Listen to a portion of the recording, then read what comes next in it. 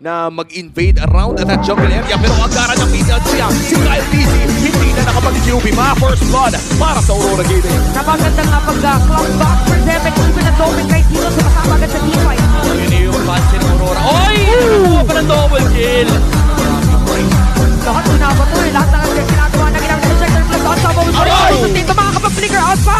Dito yung robot na flicker in naman si Blue, ginamit dito yung IMU with a Blue. At ayan na nga, Dominic Knight or Demon Knight ang kanyang makukuha. Pagka-target naman dito si Dominic Knight, pero mabibig na doon si Yu. Hinatend sa may ilalim ng Tora! Tingin siya pa nga si Owen doon. Kaya naman makakalawang ang Aurora Gaming. Dalawa para sa isa. O yung Demon Knight dashes pa sa isang sulo ay makakawag natin high place na potentially ito po yung makasin ng Rockford na pero makatang nag-fight. Sigula na. Papasok na sila, pero mabibitbet. Kalti Suret Retribution, pero mabibigyan lang din. Ito na si Yu, mga kona damage. Makakalipad dito si Super Marco, pero natanap pa yung damage nila. Cedro dito ginamit na yung grab. Habang si Yu nagsa-zone out lang. Flam DC na doon sa may Patagenni. Dominic kahit magiging target nila, pero atras na lang muna sila.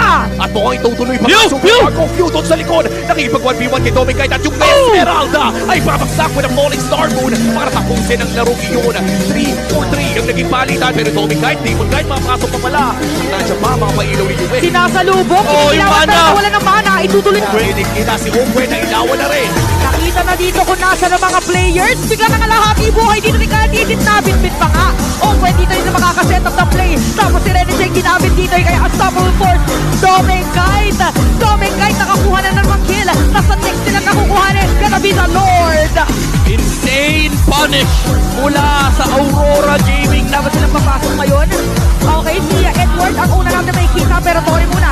Ang kukuhanin dito ng Aurora. Si Black City kung pumasok. Ayan na, meron bitbet, pero makakatakas pa nga si UN Purify. So may Crimson Beacon. Renegade makakapag-flicker out din. Nagamit na sa Renegade dito, merong immortality. Edward makukuha si Black City. At biglang tatalon na nga. Dalawa nakakuha, double kill para sa Hype of the Market. 2-4-1 na naging trade, pero naka-i-equip naman. Ano mangyari? Dito na ata yung Evo Burst nila. Tawa ng bangka si Demon kay ADC. Kita ng Team Falcons.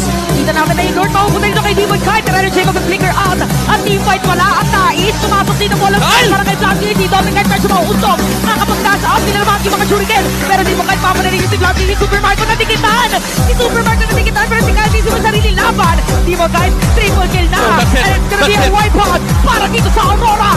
Apat na miyembro pa rin ang buhay para sa Aurora Gaming at hindi nila bibitawan yung tsansa na makapag-upper bracket. May matabang minion wave dun sa baba at may mataba din dun sa gitna. Pero ang pinakamalaki ay yung Lord na hawak nila sa top lane at minions na lang ang umaharap sa kanila.